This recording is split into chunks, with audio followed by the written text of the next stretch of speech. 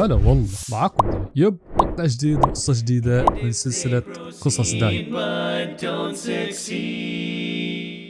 طبعا في حال ما شفت القصص اللي قبلها فهاي نصيحة مني لك تروح تشوفها لأنه حرفيا متأكد إنه راح تعجبك، وراح أترك لكم رابط آخر قصة حكيتها بالقناة تحت بالوصف. قصتي لما ضربت الأستاذ، قصة فاير أكشن من الآخر، لازم تشوفوها. المهم قبل ما أبدأ وعشان المتابعين ما يزعلوا، هاي أجمل التعليقات من آخر مقطع، والآن خلونا نبدأ.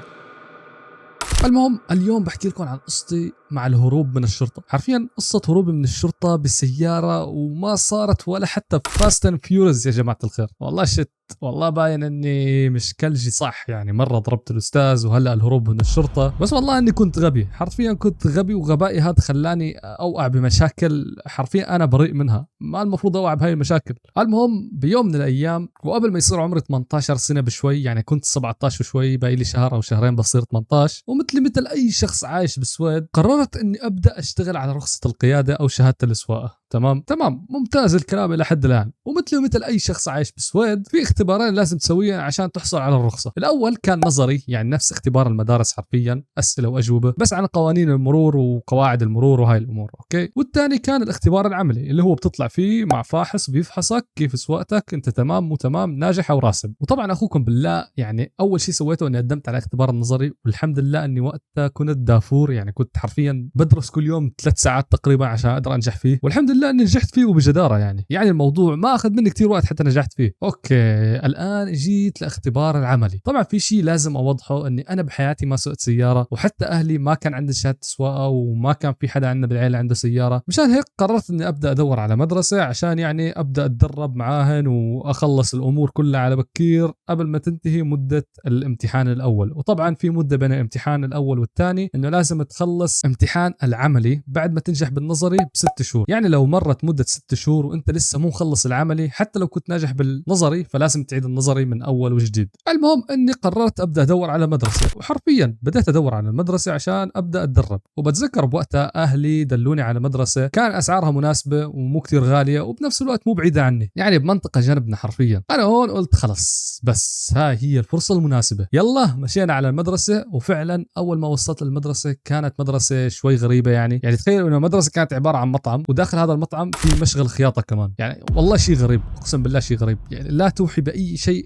وبأي شكل من الأشكال إنها مدرسة. ولكن بتذكر بيوم سألت أهلي وأقنعوني إنه هي هاي مدرسة، وفي كثير ناس أخذت شهادة السواقة عن طريق هاي المدرسة بالذات. فقلت خلص ليش لا، خلونا نقدم ونشوف. فحرفيا قلت خليني أبدأ واخذ الشهاده وبعدين السلام عليكم، ما عاد ارجع اساسا لهاي المدرسه. طبعا اخوكم بالله كان غبي، يعني ما كنت بعرف اي شيء حرفيا. اول شيء كان قبل ما تبدا الحصه لازم المدرب يحط لوحه من الخلف في السياره عشان تبين انه انت لساتك عم تتدرب، عشان السيارات اللي حولك، وبنفس الوقت عشان الشرطه لو شافت يعني سواقه المتدرب لك عليها بيض يعني يعرفوا انه هذا قاعد عم بتدرب. وبنفس الوقت لازم يكون الطالب مسجل بالمدرسه. طبعا اخوكم بالله كنت بعرف بهالامور بس ما انتبهت لها، حرفيا كنت غبي، كنت متحمس وحابب بس ابلش. وثاني شيء لازم يكون في دعسات ثانيه للسياره، يعني دعسات من عند المتدرب ودعسات من عند الشوفير بالمقاعد الاماميه طبعا، عشان لو كان في حاله خطره او شيء بتطلب انه المدرب هو اللي يوقف السياره يقدر يوقفها من عنده، او انه يتدخل من عنده يعني. وهدول الشغلتين حرفيا ما كانوا موجودين. اللوحه اللي المفروض تكون موجوده خلف السياره انا حرفيا ما انتبهت لها، ما انتبهت اذا في لوحه او لا، خلص طلعت دغري على السريع السياره. واول شيء لاحظته انه هاي السياره ما فيها دعستين، يعني في حال اني تهورت جي المدرب ما راح يقدر يتدخل من عنده. طبعا انا وقتها كان لازم اعرف انه في شيء غلط، اوقف الموضوع ما اكمل الموضوع، بس اخوكم بالله كان غبي ومتحمس وبس بده ياخذ الشهاده. وطبعا كانت هاي بالنسبه لي اول مره بسوق سياره، طبعا كانت السياره مانويل او جير عادي يعني، وكانت اول مره بحياتي بسوق سياره حرفيا. كان الشيء الوحيد اللي بعرفه عن السيارات هو اني كنت اتابع مقاطع على اليوتيوب لناس بتعلمك كيف تسوق السياره، بس عندي معلومات منن وحابب اطلع اطبقها عملي. المهم انا دعت بالسياره وبدا المدرب يحكي لي انه نحن هذا الوقت هلا بجربك فيه، بشوف كيف ادائك، بشوف كم درس بتحتاج وايش الاشياء اللي لازم تشتغل عليها. قلت بس ليتس جو، وفعلا ركب ناحي وبدأت اسوق. وطبعا اول 10 دقائق كانت طبيعيه جدا، لحتى شفت سياره شرطه كانت ماشيه بالتقاطع اللي امامي. حرفيا انا بالنسبه لي كان الموضوع طبيعي، يعني حتى لو وقفتنا الشرطه ما في اي مشكله، انا متدرب والمدرب بجنبي وعادي امورنا تمام، ما كان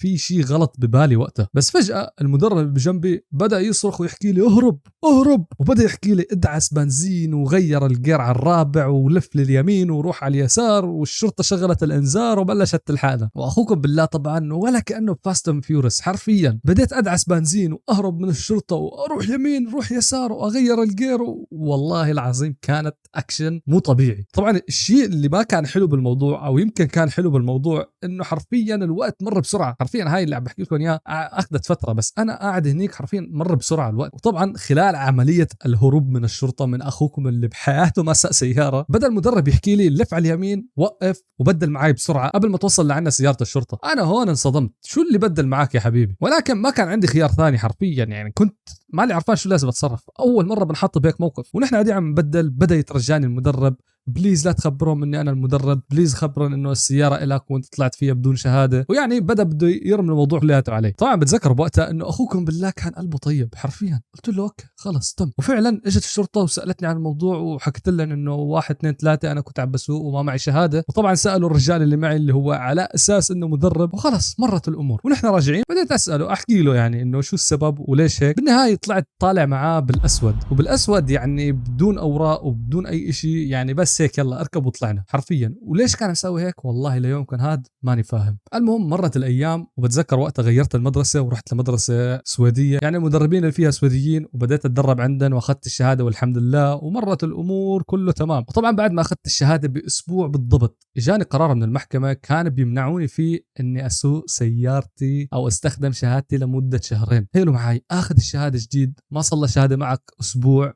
وبعدين يجيك حرمان ممنوع تسوق. انا هون حرفيا اجاني ايرور بمخي واجاني صدمه وصحيت وعرفت انه الشيء اللي سويته غلط. مو اني طلعت مع المدرب، لا، اني ما بلغت عليه وقلت له انه هو كان المسؤول. هذا هو الغلط الكبير اللي سويته. انا كان المفروض يا حبيبي احكي كل شيء بقلبي وبخاطري وخلاص، اللي يصير يصير، انا ما لي اي علاقه. لاني حرفيا بيومها لحد الان بتذكر ما لحقت اتهنى بالشهاده حرفيا. يعني اخذت الشهاده، اشتريت سياره كراسيدا ولا من هاي السيارات الرخيصه بس علشان امشي حالي عبين ما اجمع فلوس واشتري سياره احسن، وفجاه يجيني حرمان ممنوع تسوق لمده شهرين. قسما بالله انه الغبنه والقهر اللي كان فيني مو طبيعي. وكانت هي اول مره بندم فيها بحياتي اني ما بلغت عليه لصاحب المشكله الرئيسيه حرفيا. المهم هاي كانت قصتنا لليوم، قصتي مع هروبي من الشرطه. طبعا انا ماني عارف ليش الاكشن والاشياء اللي بتصير معي هيك غريبه كتير يعني، بس حرفيا في مثل هاي القصص كتير صارت معي بحياتي. اوكي قصص مو نفسها يعني بالسياره، ولكن قصص كتير صارت معي بالجامعة وبحياتي العادية. فلو لقيت دعم على هذا المقطع وشفت كتير ناس حابة تسمع وتشوف قصص تانية من الأشياء اللي صارت معي، فما عندكم أي مشكلة. كل اللي عليكم تدعموا المقطع بلايك وتكتب لي كومنت جميل مثله. وصح بالمناسبة اكتبوا لي لو صارت معكم قصص غريبة من نفس القصة هاي اللي صارت معي. وبس والله بالمناسبة قبل ما انهي المقطع حاب أحكي لكم إنه حرفيا أنا تورطت. حكيت بالمقطع اللي قبل الأخير إنه لو وصل ل 1000 لايك خلال أسبوع بنزلكم الجزء اللي وراه على طول، وحرفيا خلال أسبوع المقطع وصل تقريبا 750 لايك. والله شد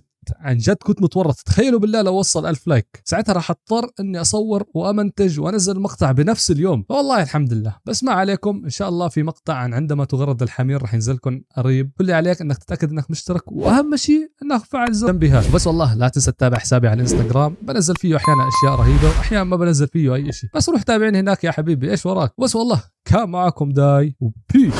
مهما طال الزمان وأبعدتنا المسافات يبقى فينا الحنين خيطا يلف قلوبنا. ها قد آن الأوان لنلون أحلى الأمنيات.